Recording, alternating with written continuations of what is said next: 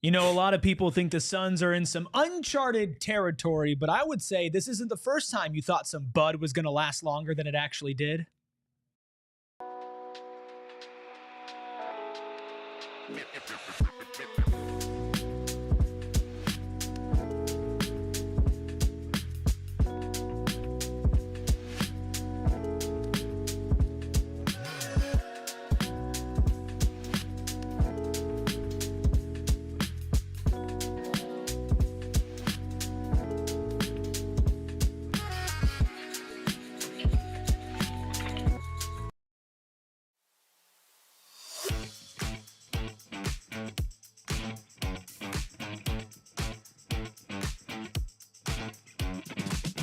Psychos and sickos unite for another edition today of the PHNX Suns podcast. Of course, brought to you by our friends over at Bet365. Download the Bet365 app. Use code PHNX365 when you sign up and find out why, whatever the moment, it's never ordinary over at Bet365. I'm Erik. That is Stephen. Noah behind the Mac, making all the magic happen. It has been quite the busy day here at PHNX HQ. We had outside shots with Eddie Johnson and Saul Bookman that were live when the news of Mike Budenholzer's firing was dropped. Then, of course, myself, Gerald Espo, did another breaking news pod after that earlier today. And now, Stephen, we're continuing to pick up the pieces of the Phoenix Suns firing their third head coach in as many years. What was your initial reaction to this news?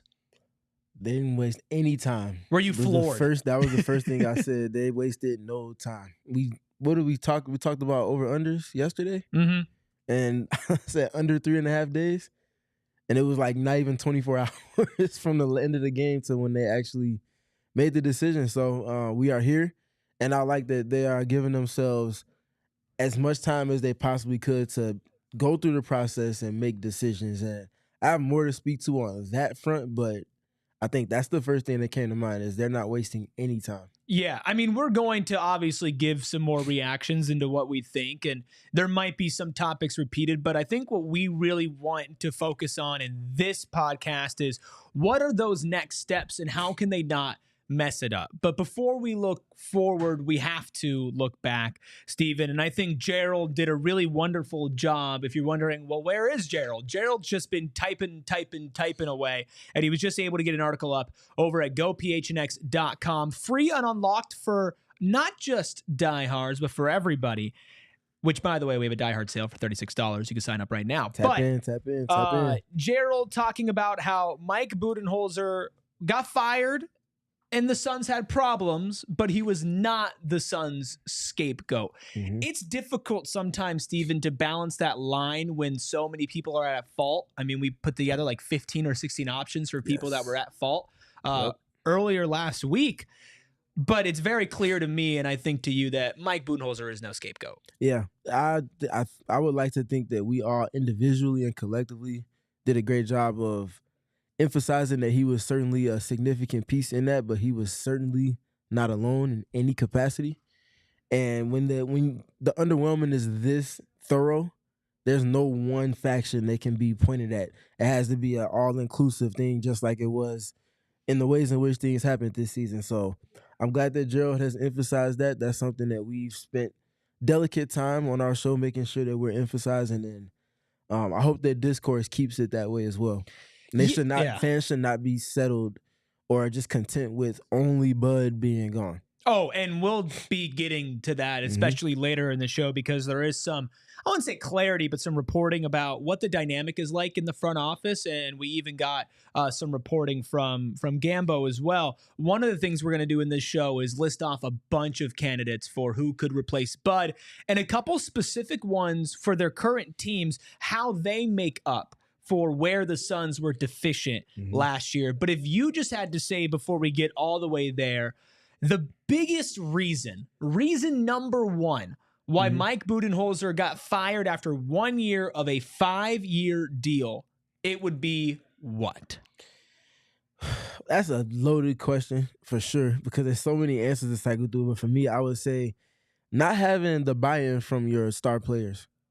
Like, there's no way that you can navigate that particular part of your coaching demands each coaching role is different from any other of the 29 teams in the league, but especially for the Suns with the Big Three construct, one of the only Big Three constructs in the league, you have to get the buy-in from those guys first. And it was clear that after the first month, they weren't seeing eye to eye and they weren't on the same page.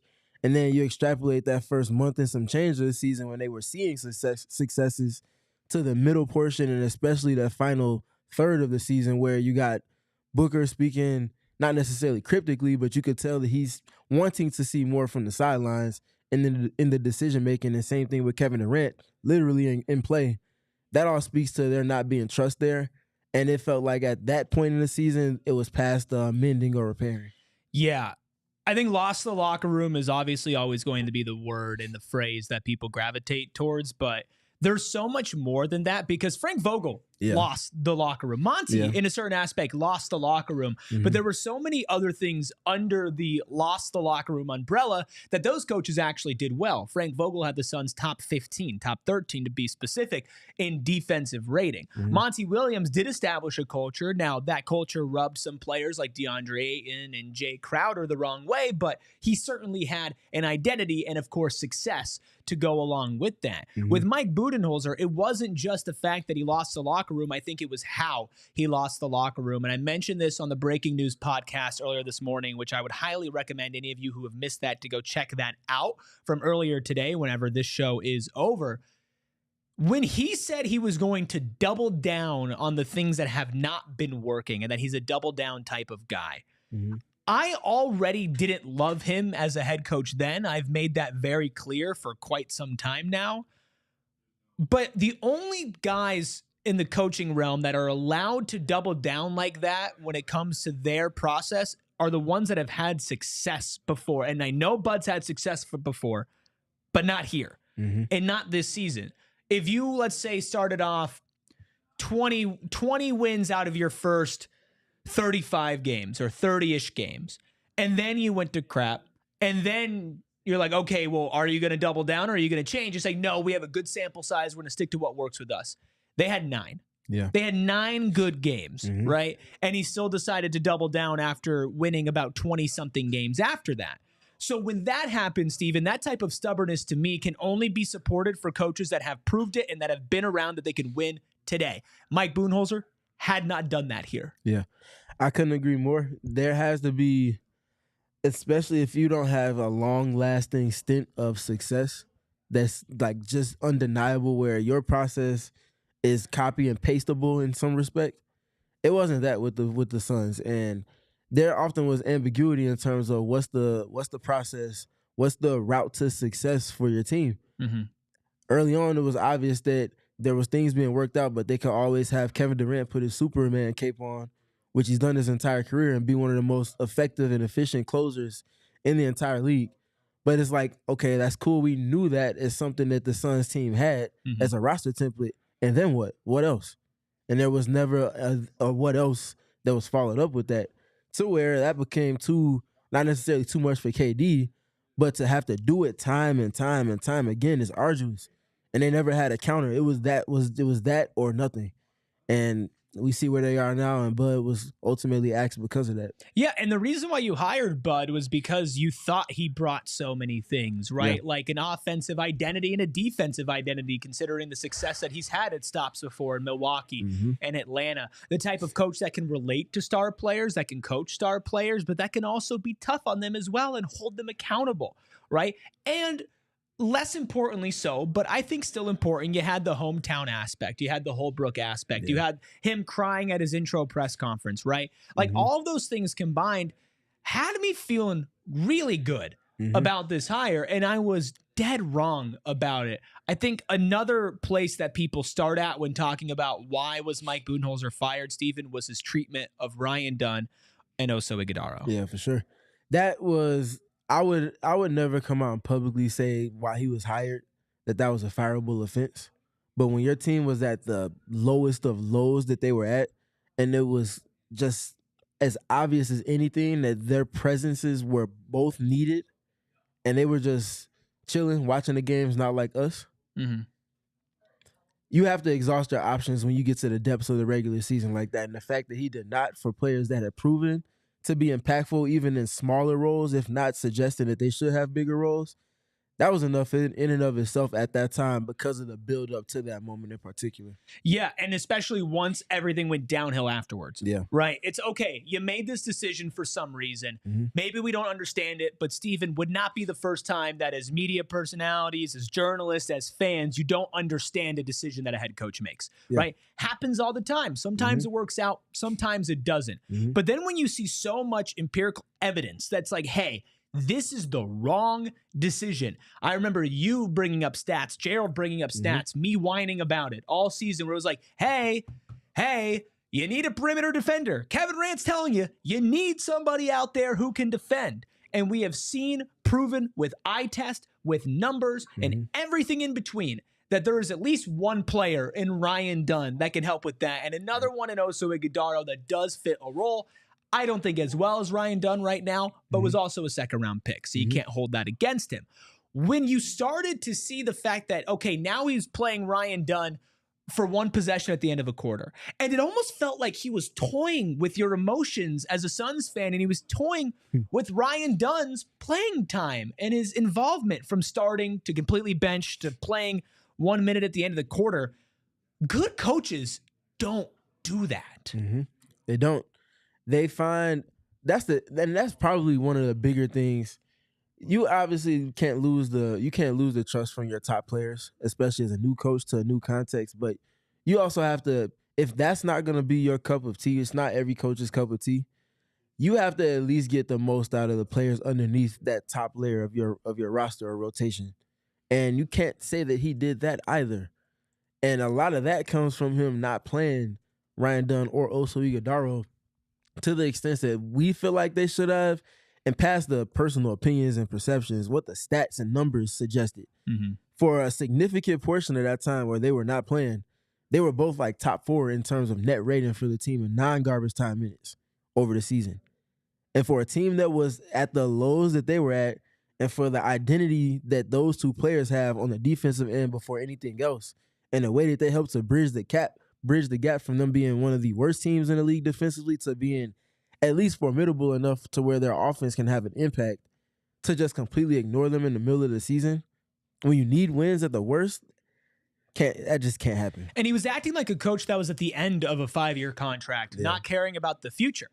Even all of that, what we just said aside, this is a team that is desperate for cheap, long-term deals with valuable players if you're trying to be competing for a championship with the way this team is currently constructed and was expected to be constructed going into next season before the trade deadline. You needed a player like Ryan Dunn on a rookie contract. You needed Oso Ighodaro to be a contributing player in his second season. And when you're not invested in their development, you're coaching like you're already gone. To me, it didn't feel like he was coaching the Phoenix Suns to win. It barely felt like he was coaching the Phoenix Suns at all. It felt like, and I don't know this personally, and this is just my opinion, he was here to collect a check and get the hell out of here. Because to me, no coach worth a damn would look at this situation, look at Ryan Dunn, look at Oso Ighodaro, look at some of the lineups that he put out there and think to himself, I'm doing the best for this team. I'm making the right decisions for the now and for the future. I don't know if any of the other 29 coaches in the NBA, even the ones who have also been let go, would make the same decisions as Mike Budenholzer did. I don't. And that leads me to other points that I had in mind bookmarked for this conversation in particular. First of which, one of the things I was most excited about, I tweeted about it as soon as he was hired. It's something that stood out to me when he was with the Bucks, even against the Suns in that finals, but just generally speaking in his time with Milwaukee. They had a big 3 construct there. He found ways to incorporate those 3 players, his best 3 players, within one action amongst one another. And the impact that it had for them in the clutch in particular was loud. They were one of the most elite teams in the league in the clutch, largely because they went to this action and knew what they could go to, and all 3 players were interchangeable within that. Now you bring that to the Suns context, and what I was hoping to see, if it wasn't the exact same action, was a semblance of it. And since December, probably November, honestly, I can't say I've seen all 3 of them involved in the same action in a comprehensive manner at all. We barely saw them run any anything comprehensively for the entire season, let alone all three of them together. The stuff that I was breaking down earlier in the season I didn't break it down after that because it wasn't there. Like, it just genuinely, they lost the plot offensively. And if the defense is not going to be there, that's never really been his calling card. He's had capable defenders, but that's never been his personal calling card. If you're pushing all your chips to the table on offense and you lose the plot as a team offensively, you don't have an identity. There's no culture established. Like, what are we doing right now? Yeah. And then the other big thing for me is defensively. If you understand what your roster is, you can't cater to a specific coverage if you don't have the personnel to defend to it.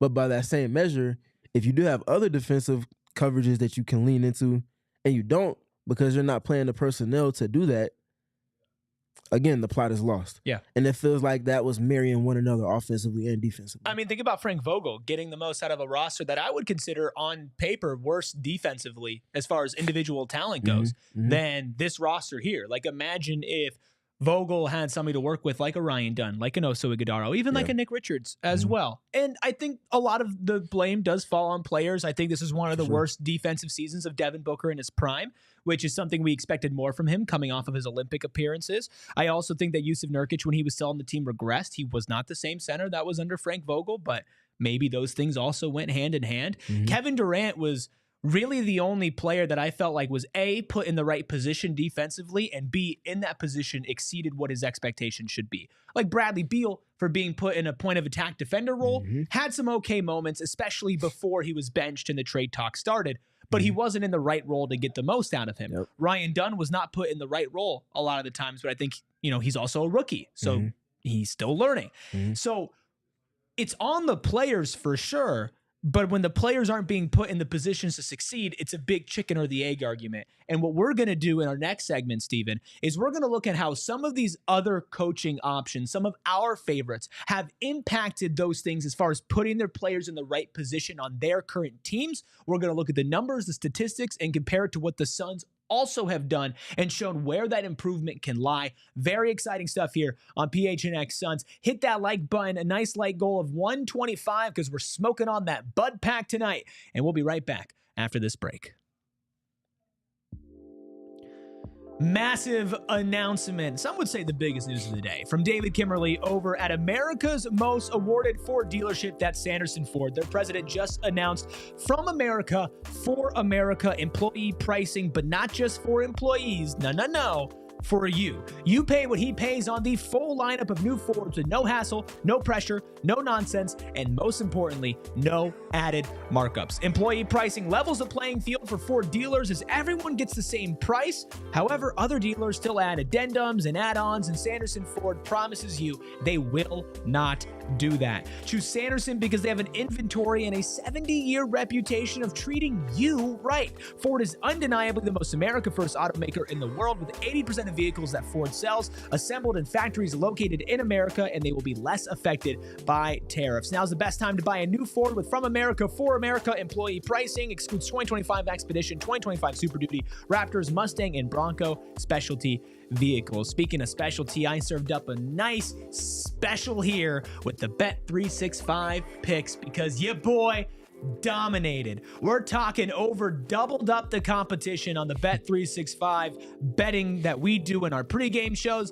Now I'll take my offseason to rest before I repeat. But if you want to get in on the action with Bet365, they still have a ton of action that you can get into for the NBA playoffs, of course, the MLB regular season going on, and so much more across the big wide world of sports. And breaking news from Bet365, new customers get $150 in bonus bets when you bet $5, win or lose. Sign up, use code PHNX365, deposit 10, place a bet for $5, and you get $150 in bonus bets whether you win or you lose. Bonus bets can be used on the spread, total, player props, futures, and more. Whatever the moment, it's never ordinary at Bet365. You must be 21 plus and physically located in Arizona. If you or someone you know has a gambling problem and wants help, call 1-800-NEXT-STEP, text NEXT-STEP to 53342, or visit problemgambling.az.gov. Big shout out to everybody joining us in the chat, especially all of you that I've seen in all of the chats today. Those of you who are in Outside Shots, the Emergency Pod, and now, of course, this live edition of PHNX Suns. Hit that like button, hit that subscribe button as well. Make sure that right after this, you catch up on all your listening,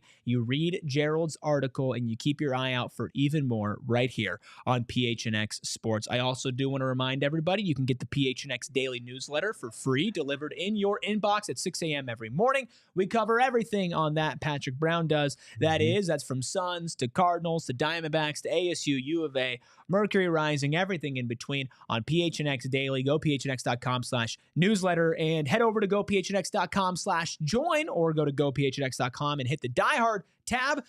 And we have a sale today, baby. Not just today, but for a long time. $36. Become a diehard. Join our Discord.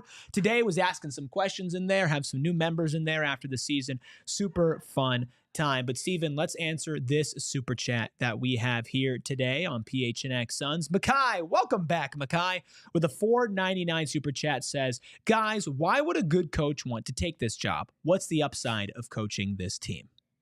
Well, the upside is that you have a top 15 player at worst in Devin Booker that's solidified to be a part of what you'll be coaching going forward. You have an owner that has never hesitated or batted an eye in any capacity regarding spending money. And you also might potentially be coaching a roster that also dons Kevin Durant in addition to Devin Booker. But if for whatever reason it doesn't, you will reap the benefits of a Durant trade. Sure. So there are going to be probably young prospects, athletes that you can work with in addition to Devin Booker. And you're also likely inheriting a roster that's going to see the benefits of a trade of Bradley Beal. So a ton of newness. You probably won't be coaching close to, if not an iteration that's completely separate from what preceded it. Mm-hmm. And there's going to be expectations, but there's going to be opportunity to build a roster specific to the needs that you need to be successful. And hell, you might be collecting 4 years of paychecks without having to work. Yeah, that's a pretty thing. big upside. I would like to collect 4 years worth of paychecks without working. I'd like to go travel. 4 for 1. Yeah, maybe go over to Europe. No, but I actually think the opposite for this next coach. I also said this morning, but whoever you do hire, I want it to be younger. We'll list off some names here in a second. But I also want them to be extended a couple of years, which is why you cannot afford to mess up this hire, Stephen, because if you hire somebody who a year from now we're like, yeah, they deserve to be fired, I don't know if you can do that. That leads me to a larger point. So I mentioned wanting to circle back to process regarding the coaching decision that's made by the Suns. If you go through 3 coaches in 3 seasons, that speaks to an entirely flawed process in terms of what are your merits that you're judging the people that you're considering for your head coaching spot off of. They have failed at that, like F-. And if there was a letter that you can go below a F-, they got that. There's no way you get to this point and repeat that same process again. And then again after that. They have to strip whatever it was, the lens that they were looking at prospective coaches through, throw that out the window. They need, and that leads to another point, them needing a breath of fresh air to have a vision for a roster that includes a coach that's going to be able to coach that roster.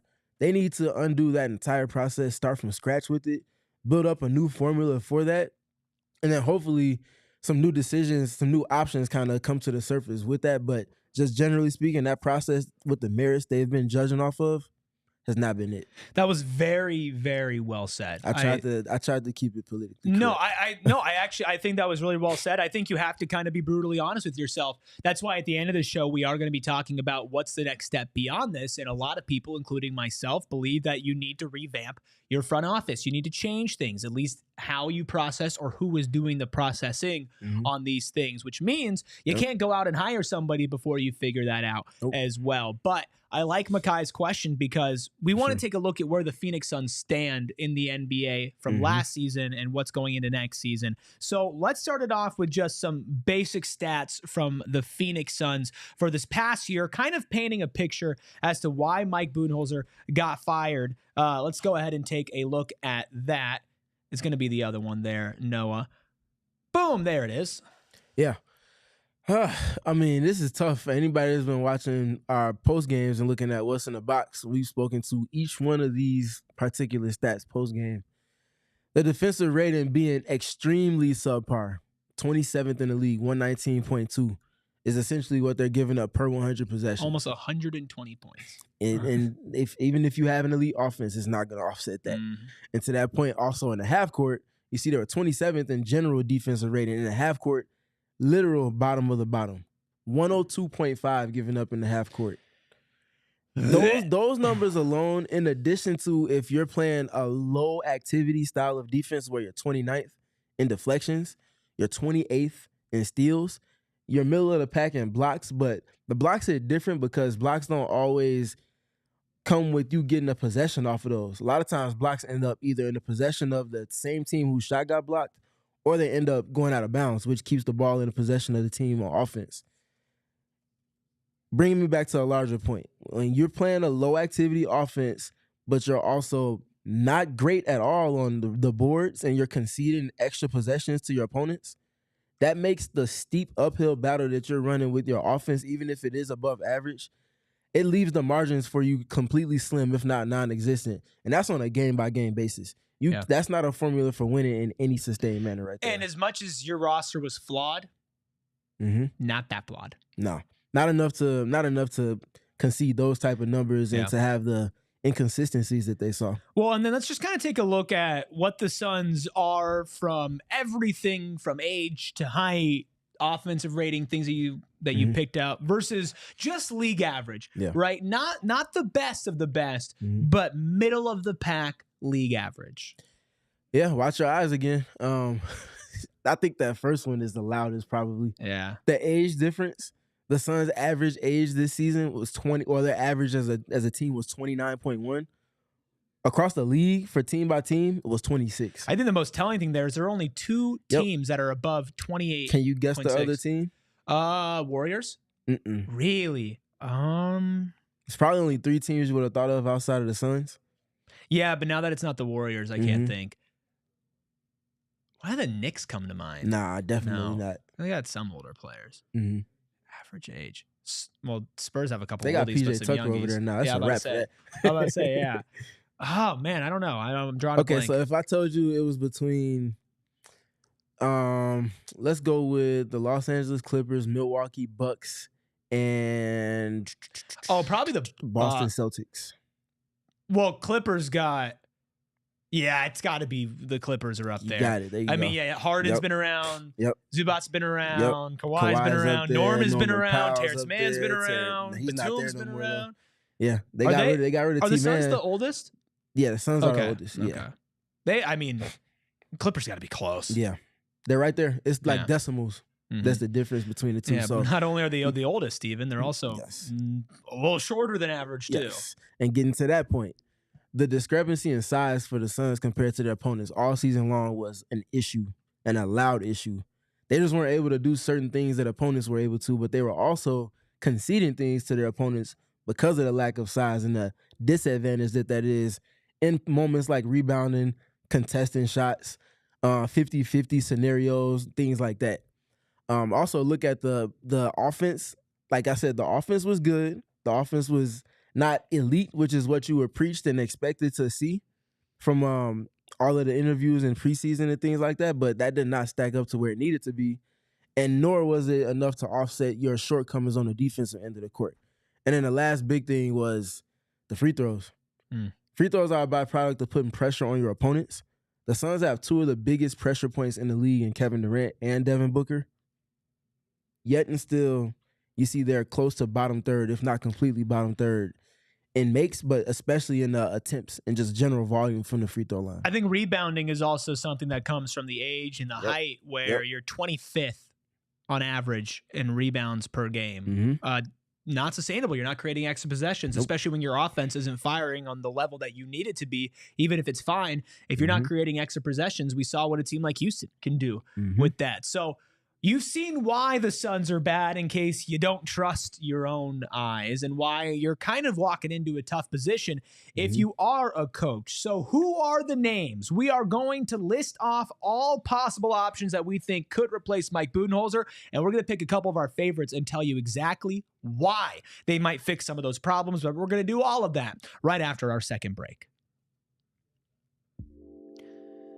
Go watch a fun team if you live here in Arizona, like the Arizona Diamondbacks or the Phoenix Mercury, whose season will be starting soon. It is happy WNBA Draft Day to all of those who celebrate, which you should. But if you're celebrating anything, if you're buying somebody a gift, buying yourself a gift, whether it's to a concert, whether it's to musical theater, regular theater, comedy show, or of course, a sporting event, Game Time is the place to get your tickets. I don't know about you, Stephen, but I've been very frustrated in past times in my life getting tickets. That's all I need to hear, right? That's all I need to hear. And that's why Game Time comes in clutch with Game Time picks. It filters out the fluff, making getting tickets easier. You see the exact price you're going to pay, where the seat is, what the value of that is. Plus, you get to see a view from your seat, and they have a 110% price match guaranteed. Take the guesswork out of buying tickets with Game Time. Download the Game Time app, create an account, use code PHNX for $20 off your first purchase. Terms apply, but again, create an account, redeem code PHNX for $20 off. Download the Game Time app today. Last minute tickets, lowest prices guaranteed. What time is it? Game time. It's also time to turn your ACs on because it's getting hot. But you don't want to avoid going outside because you don't have a nice patio shade, courtesy of our friends over at All Pro Shade Concepts. Before I tell you what they do, let me tell you just how good they are at doing it. Voted #1 by Ranking Arizona for patio shades in 2024. Check. A+ Better Business Bureau rating. Check. Over 1,000 5-star reviews on Google. Check. And in business for more than 20 years in the Valley. Licensed, bonded, and insured. If you're trying to get a brand new outdoor living space with a custom fit awning, All Pro Shade Concepts is the best place to do it, not just for efficiency, not just for trust, but for results. Licensed, bonded, and insured. Call 623-204-1476 or visit allproshadeconcepts.com right now to schedule your free estimate. Big shout out to all of you hanging out with us here on a Monday afternoon for the third show about Mike Budenholzer getting fired today. Question, you know it's big news. Two things. Okay. One, the Suns need a coach that checks off boxes the way that All Pro Shades does. Okay. All of those boxes checked off would lead to a 60-win team. It's probably top 3 in the West and viably contending for a championship. #2, you mentioned tickets. Anything else you wanted to mention on that? Get a ticket for the Cardinals draft day party over at gophnx.com/events. Gila River Resorts and Casinos Wild Horse Pass, April 24th. Join Bo, John. You just pushed the button and I just went into full promo mode. Join Bo, Johnny, and of course all the Cardinals diehards. Your $99 ticket includes entrance to the Upper Deck Bar and Grill at Gila River Resorts and Casinos Wild Horse Pass. All you can eat dinner buffet from 5 to 7 p.m. Drink tickets if you're 21 and over. Plus entrance into a raffle giveaway. Plus if you are a diehard, which you could become a diehard for just $36, like I mentioned before, you get a 20% discount on this event and all events going forward. Go to gophnx.com/events to check that out. I'm like an advertising machine. You press the button and I just go. You mentioned checking off all the boxes. This is something that we haven't really talked about on any show, or I even think we've brought this up. We talk about all the other flaws the Suns had, but let's say they had a top 5 coach in the league. How good would this team have been this year? I think they would have at least been high-end playing at worst. This team had a ceiling that should have been. So floor would be top of the play-in, which if we know everything that we know now, I think another coach would have been able to get more out of this group, but it would have been marginally like a 4 or 5 win difference, which gets you to that top echelon of the play-in tournament. So, yeah. Yeah, I mean, in the top echelon of that play-in tournament was pretty close with the 4, 5, 6 seed going into the end of the season. So you really could have ended up either way. So we agree, not a championship level team, but certainly a lot better. But in order to get to a championship level team, you now turn your attention to who are you going to hire next. I'm going to rapid fire list some names. And then Stephen, I know there are 3 names that are really intriguing to you. We're going to look at some numbers and how those guys have been doing at their current stops. But everybody get your pen and your paper and write this down. Make mental note. Here's every coach that we think might either become available or is already available for the Phoenix Suns to replace Mike Budenholzer with. Willie Green, Sam Cassell, Mike Inori, Chris Quinn, Jerry Stackhouse, Michael Malone, Taylor Jenkins, Jared Dudley, Royal Ivy, Matt Brace, Mike Brown, Jason Kidd, Johnny Bryant, and David Fizdale. That is a nice, comprehensive list. Well, let's narrow it down. Give me 3 names that you feel like would be 3 of your top picks, if not the top picks. For sure. This is not reporting. This is my personal opinion. I want to preface with that. Breaking news. Stephen has opinions. The first one for me, Jerry Stackhouse. And this is not in order of how I would, rank them. This is just the three names. Jerry Stackhouse, known for his defense, known for helping to shift things for the Golden State Warriors this season in particular, especially once they got Jimmy Butler. Number 2 on that list for me, Sam Cassell. Not necessarily solely responsible for the defense from the Celtics. That would be obviously head coach Joe Mazzulla. But right there in lockstep with them with all of the decisions made, and honestly giving credit for some of the on-the-fly decisions that they make in the scouting for their defense is one and only Sam Cassell. Caveat with him, though, he is very interested in coaching at his alma mater at Florida State. And if that's something that he desires more than an NBA coaching gig, that's going to be a loss for the Suns on that front. That's a heavy loss in terms of who I think is most valuable. And the last one for me would be Chris Quinn. And I think though the Heat haven't had the best season, they've had a lot of moving pieces and things going on that weren't on script for them. Because he's been around so long, spanning as a coach, but also playing with Dwayne Wade in the primest of the prime of the Heat culture era, I think that those things, that's a different type of experience. All three of those coaches are former players on a professional level in multiple capacities.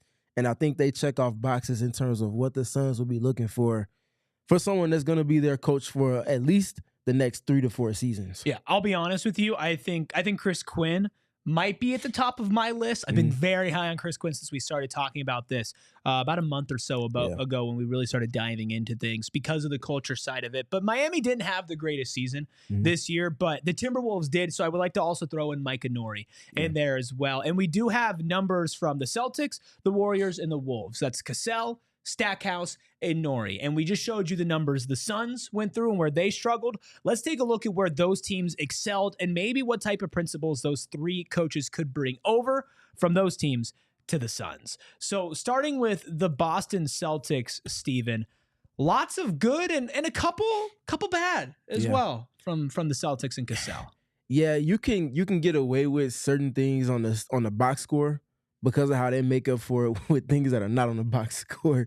And that's not even just like talking about how well they score the basketball, just defensively, the sharpness.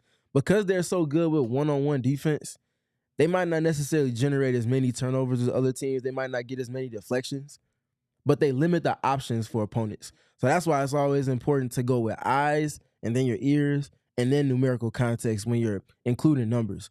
So I wanted to make sure we brought that context up because if you looked at this, you would think that the Celtics were like a middle-of-the-pack team. And they couldn't be any further from that in terms of where they actually are comparing teams by team. So that's the Celtics. And obviously, we see Sam Cassell's picture up there. Shout out to Noah for that. Spearheading a lot of the things that we see from the defensively with the nuance. Next team we're looking at, Golden State Warriors. Obviously, Jerry Stackhouse there. And you see their numbers.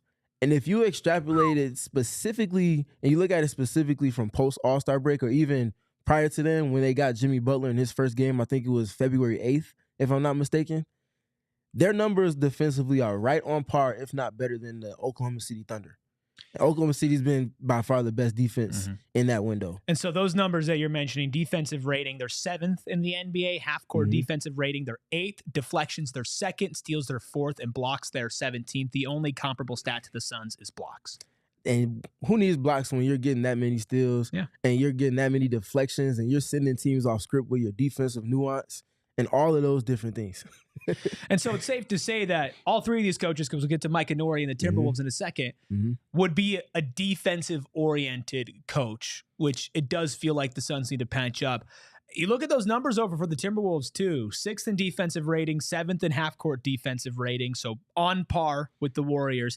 Top 10 in deflections and 9th, 18th in steals, 14th in blocks. So blocks, steals, not always the most important. It's more about the results of your defense, especially when you don't have the same type of personnel. But Stephen, how much of that success for those guys does break down to personnel? Boston has an extremely deep group with some great individual defensive players. Golden State has Draymond Green, who's been campaigning for Defensive Player of the Year for the past month.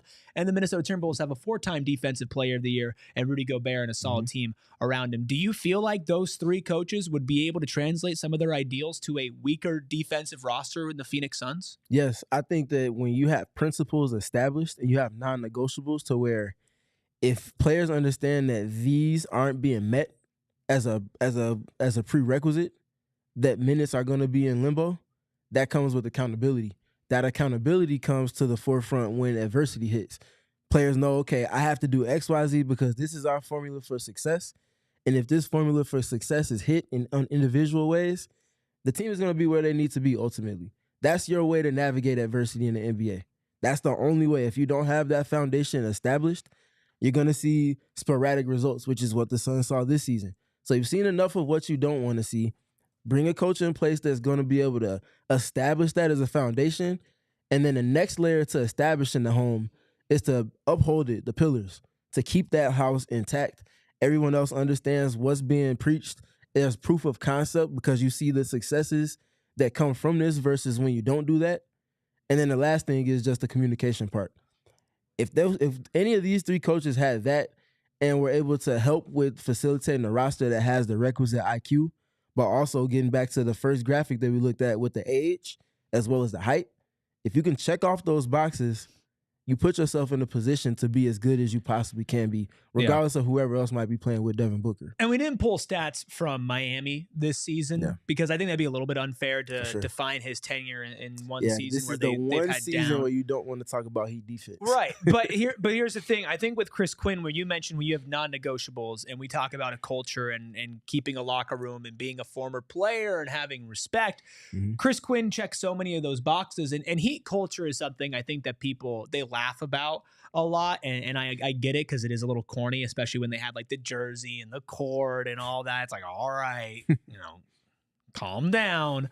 But I do think that's something that this franchise desperately needs. So we checked off all these guys that have not been head coaches before, but there were a couple of names that I listed, Stephen, that have. Some that are formerly employed, like Michael Malone and Taylor Jenkins, and some that might not be employed for too long, whether it's the organization's decision, like former Suns assistant coach, current Pelicans head coach Willie Green.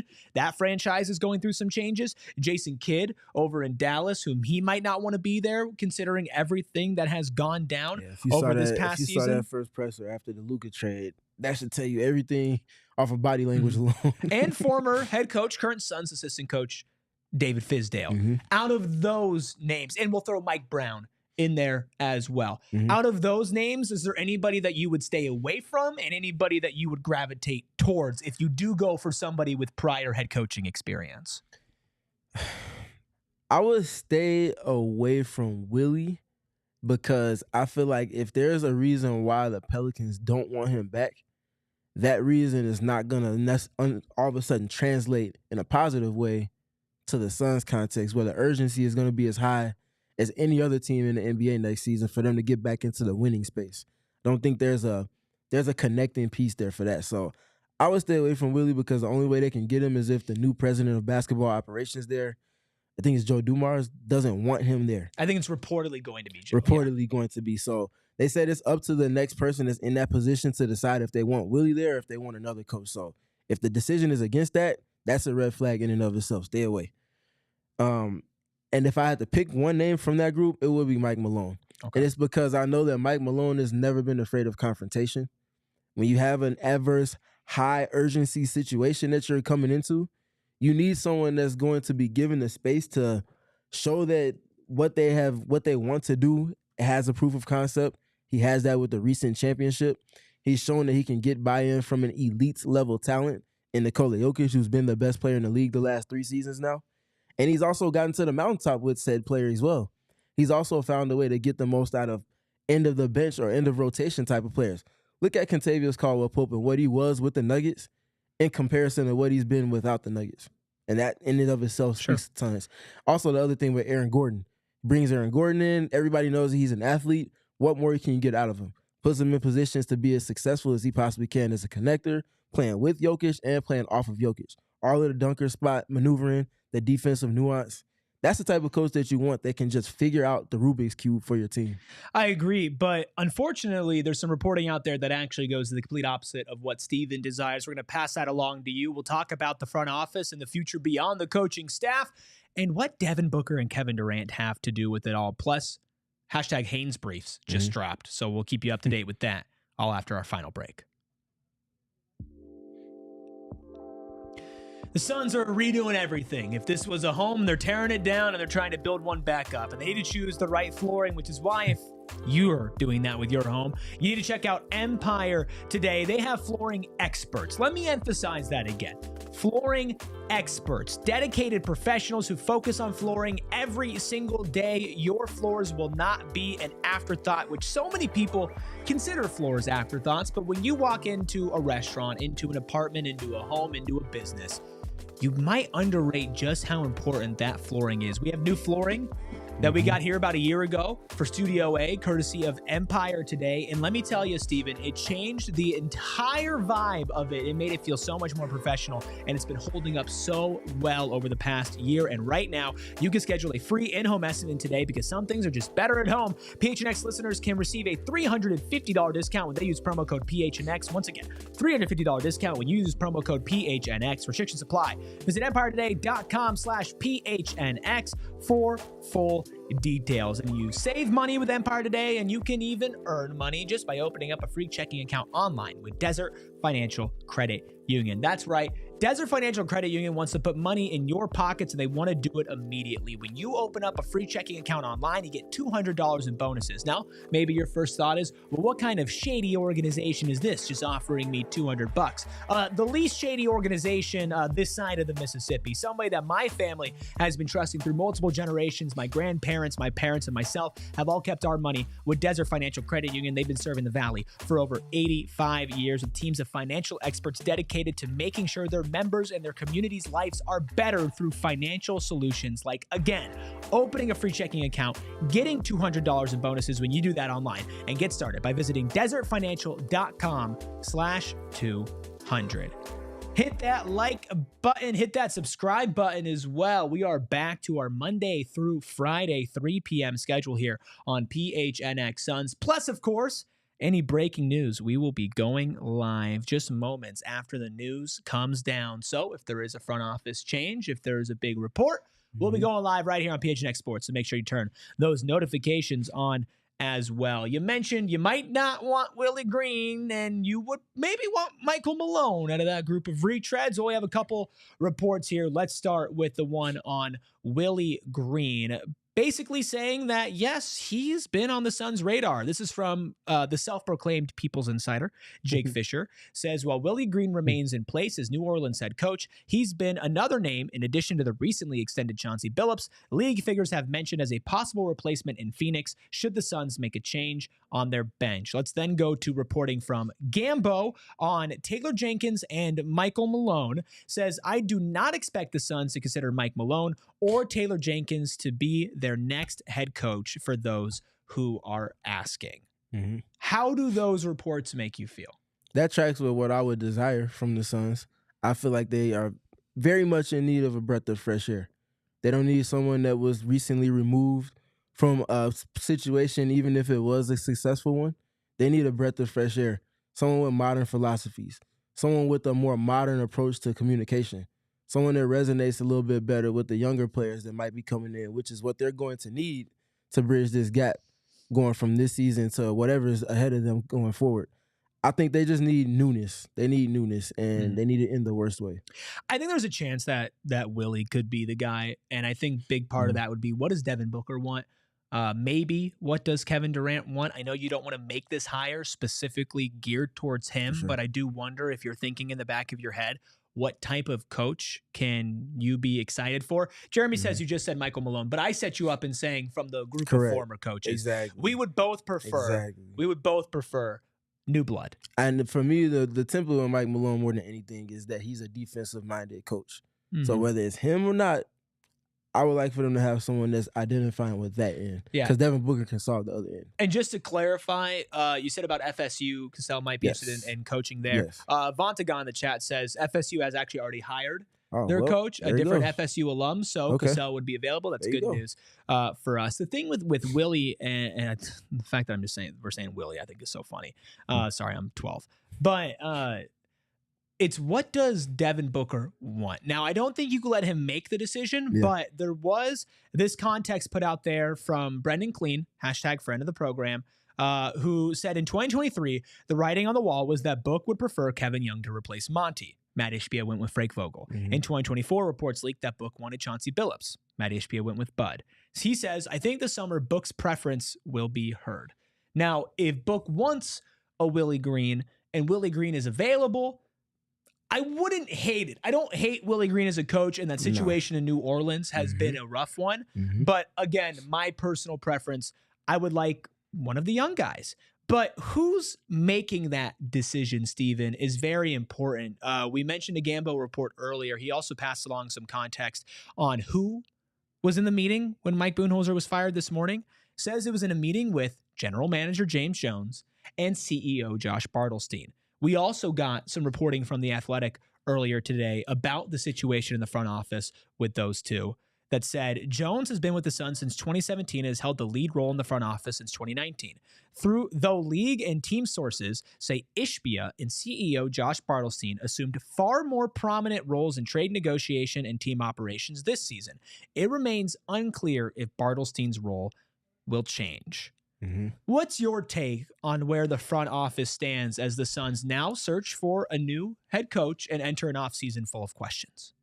It goes back to what you asked me yesterday post game when you were asking what's maybe our favorite thing about this season, and I said clarity. That's what's needed.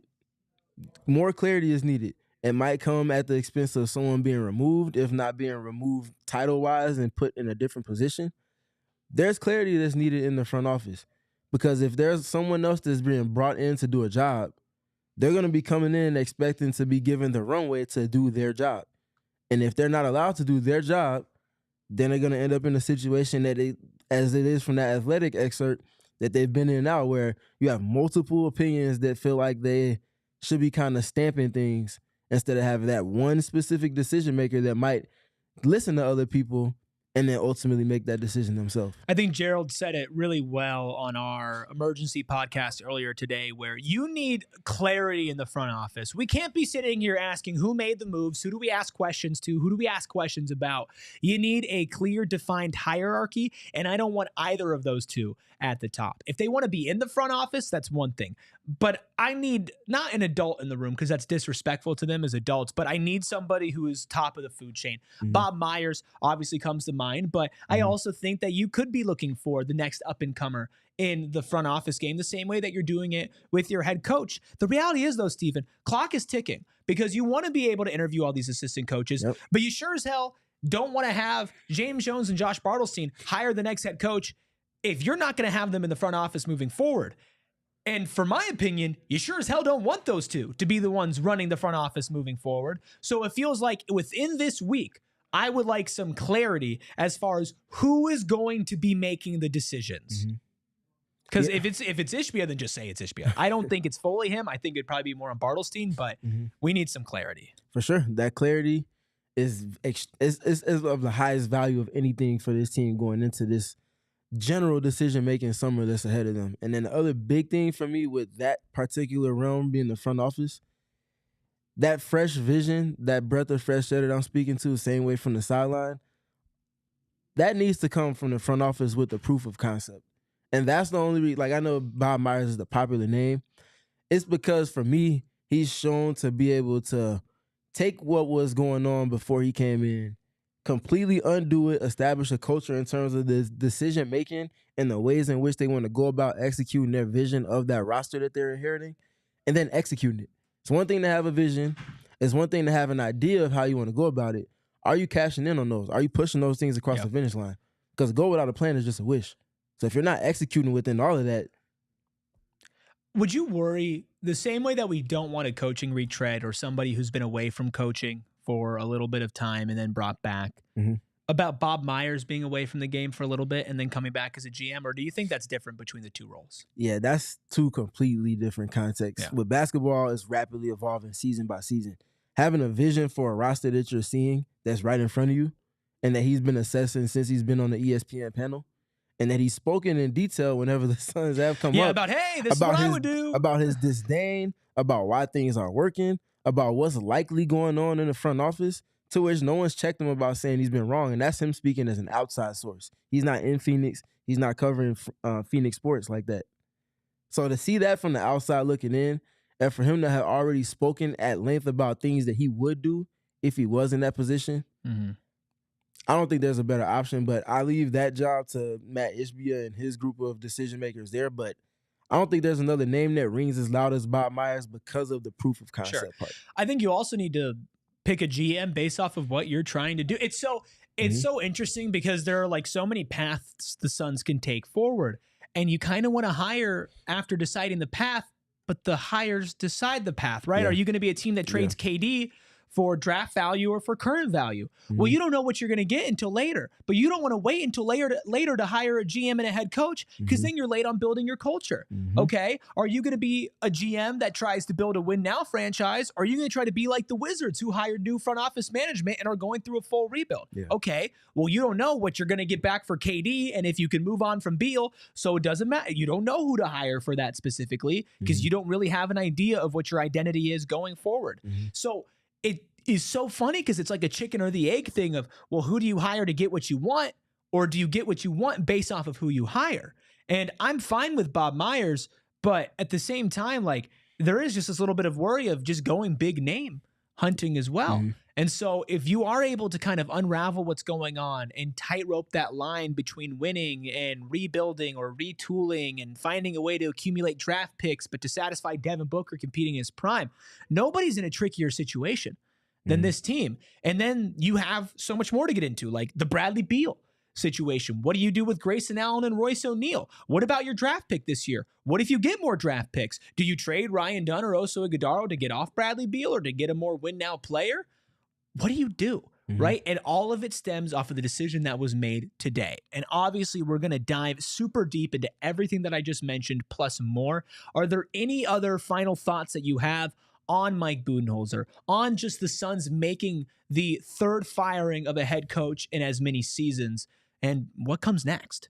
Yeah, I know some people have already kind of spoken on not wanting Devin Booker to be heavily involved in those decisions that are being made, but when you're publicly, like, it's already been obvious that Booker's been the franchise player for a decade now, and everything is being kind of catered to him in terms of how the roster is being built, the players that they're bringing in. At some point, especially stemming from what Brendan was saying, if you're not listening to him, they're probably going to value his opinion or perspective a little bit more with this heightened sense of urgency that's coming because they have to appease him with the decisions that they're making going forward. So whether that be Willie Green or another coach that's cut from that same cloth as a former player, there's probably going to be somebody that he kind of green lights in some capacity. That should not necessarily scapegoat the coach coming in, but that should give them space to be themselves because they got the co-sign from Booker. And now the onus is now on Devin Booker, which is where I want to get to. All of these changes going on over multiple seasons, all of these different things going on. You come off of a season where you say you desire to see more from yourself in multiple respects. I think we both agree with that. He wasn't terrible, but he also wasn't his great all-NBA caliber self. You have to be a better player next season, but you also have to be better at that relationship and kind of upholding those things with that new head coach, whoever that is that's coming in, because decisions are being made based off of those things. And I think that more than any other time going into next season is going to be under the biggest spotlight. Individually, I have no excuses for Devin Booker next season. None. As a team, I don't know what expectations put on this team until I know the roster. If you're watching on TV, party always continues over at gophnx.com, which means it's time for overtime. Woo! Exciting stuff over here on PHNX Suns. Let's start off overtime with a super chat from Michael. 199 says, y'all saw Haynes report? Bad communication with players. Love when things drop in the middle of the show. Haven't had a chance to listen ourselves, but I put Gerald to the task. Here's what he had to say. Said, Chris Haynes talked about Bud's poor communication, citing 3 incidents that were not well received. A meeting with Beal where Bud told him he needed to be the team's Drew Holiday. A meeting with Nurk where he called him a bad teammate, and Nurk saw it as mad disrespect for his screen setting abilities. And one he had reported in the past where he asked Book to tone it down in timeouts and huddles to allow the coaches' voices to be heard. Haynes also mentioned Ryan Dunn not receiving minutes as something that left the organization confused, especially with their defensive struggles. Haynes also put out a list of potential names the Suns are looking into, but before we get to those, how do those 4 reasons make you feel? I think we've lamented the latter 3. That first one with Beal, I know we talked about them having a meeting about his role shift. I don't think we heard maybe that's a separate meeting or if it's the same meeting. We did not know about the Drew we need Holiday. you to be Drew Holiday part. How do you feel about which that? speaks as loudly to the things that we've been speaking to on this very podcast all season long. Why are you trying to make Bradley Beal a player that can defend but has never been the point of attack defender for a team, be that role for this team, especially when you just drafted someone that's been lauded for the defensive instincts that he has and the potential he has to be that? Why are they in those type of roles? That leads to the inconsistencies. You're overbearing Bradley Beal with the role, and then Ryan Dunn's just literally not playing, but expecting the team to be at a certain level. Those things don't add up. 1 + 1 is not equaling 2 in that equation. Yeah, man. You can go up to Draymond Green and tell him I need you to be Steph Curry tonight. And then you get the layup. That ain't missed. happening. You get the layup missed in crunch time against the Clippers last night. Crazy. Come on, man.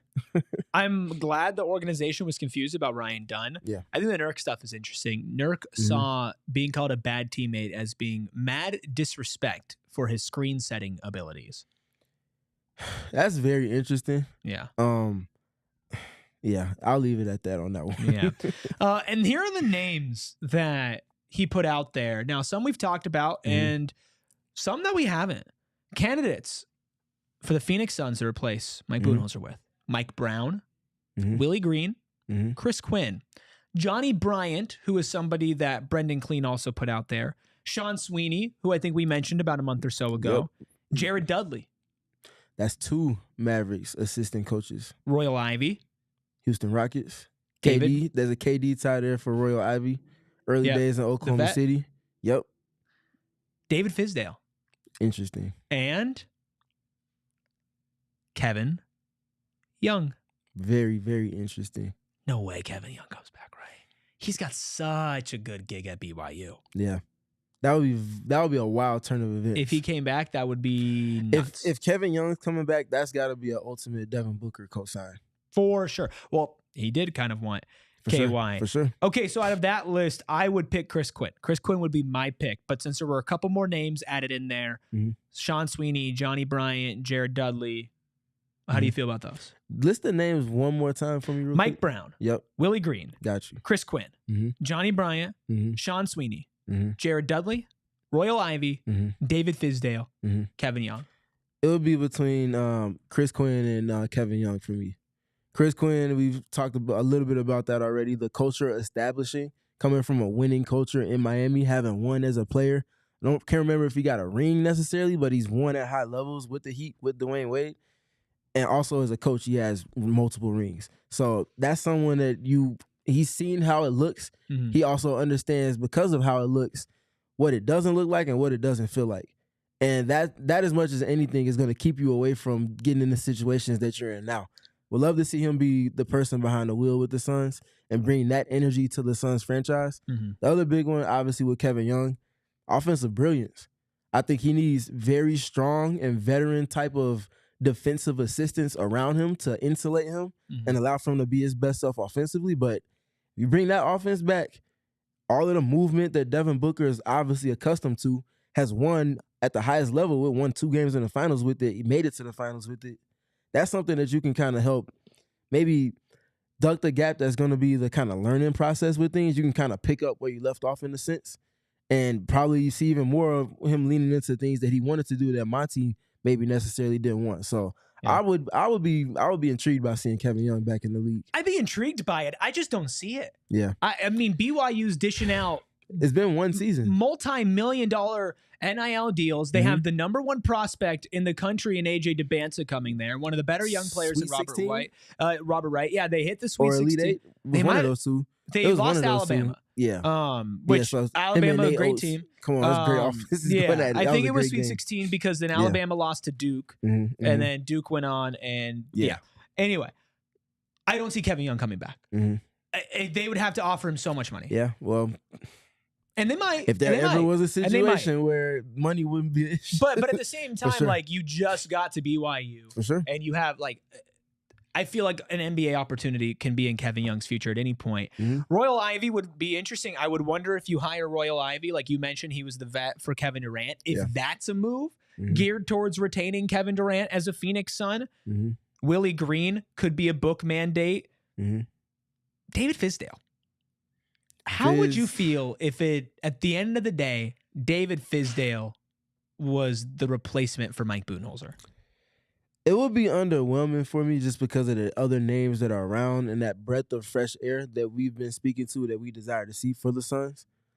But I have belief that Fizz will be able to get things out of Booker and potentially even Durant that neither of the other two coaches have been able to, just because of his relationship building and the ways in which he goes about communicating, and also his ability to have reach with players like Bol, with players like even going back to last season, Yuta Watanabe. Having that relationship, that not just with the top end of the rotation, but also the back end, and being able to bridge that gap. Also another Heat guy, a coach that's won with the Heat, a coach that's been around what it looks like to be a contending team in a consistent manner, versus also being around the Suns team the last 2 years that's severely underwhelmed. Last season was a first-round entrance, but it was a first-round exit too. And they were supposed to be in the conference finals. So he's seen what it looks like. I've heard nothing but great things about David Fizdale. For sure. Coach, person, universally loved, was in the front office for a little bit, came back to the bench. Take that for data. Take that for data, obviously. I don't want him as the Phoenix Suns head coach. I would love him if he survived another coaching staff change. I think he's a great asset to a coaching staff. 1,000%. I would still rather have a lot of names on that list before Fizdale, and no disrespect to him, but that's just not who I personally would want. Chris Quinn, still at the top of my list. Very intrigued, hoping for some fresh and some new blood. Let's read the super chat and then get out of here unless you have anything else to add on everything. Of course, we'll be back tomorrow for a 3 o'clock show with even more Suns talk for you. Makai with a $4.99 super chat says, I feel like the coach doesn't matter if James Jones is still around, like a bad stomach ache when you're at work and can't use the bathroom. Yeah, I don't disagree. And I don't necessarily feel like Champ should be removed from his position, but I think he should maybe just be shifted to another spot. I think they could use another basketball mind in the front office. You can never have enough basketball minds. Not to disrespect the data and analytics peeps, but we're talking about basketball. Having players that have experienced it on the front office end and as a player across multiple roles and have won in doing that, you can't put a value on that. So I think that would be valuable for the Suns. Yeah, have them in a different role, bring in someone new with the vision, and then hire your coach. I feel the same way with Bartlestein. And I guess what? I wouldn't be upset if they were fully removed, if you just need that type of clarity, as long as you nailed the hire, which is kind of the same thing with this coaching hire. You cannot afford to mess this up, because if you mess this up, you're not eating another contract 1 year in. You're messing it up for a couple more years. This is the last straw. This is the final time the Suns have to pair Devin Booker in his prime with the right head coach. This will be the 8th coach in Devin Booker's 11 years in the NBA. There is no leeway. Let us know who you think is the right pick down below. Hit a like as well. Shout out to all of you who pulled off the triple threat today. Outside shots with Eddie Johnson and Saul Bookman. Check. Emergency Pod, me, Gerald Espo, check. And of course, this live show, me, Stephen Noah, holding it down for you right here on PHNX Suns. Hit that like button. Make sure you subscribe to PHNX Sports. Make sure you head over to gophnx.com to read Gerald's latest on why Mike Budenholzer was at fault and not a scapegoat for the Phoenix Suns, despite their many issues. And of course, you can follow us on social throughout everything this offseason at PHNX_Suns. We appreciate Noah behind the Mac making all of the magic happen. Of course, you can follow Steven at StevenPG3. That is Steven with a PH, balancing us out as always. You can follow me at ERIKRUBY. We will be back tomorrow. Who else is going to be fired by then? We'll talk to you later. We all silly like the mayor.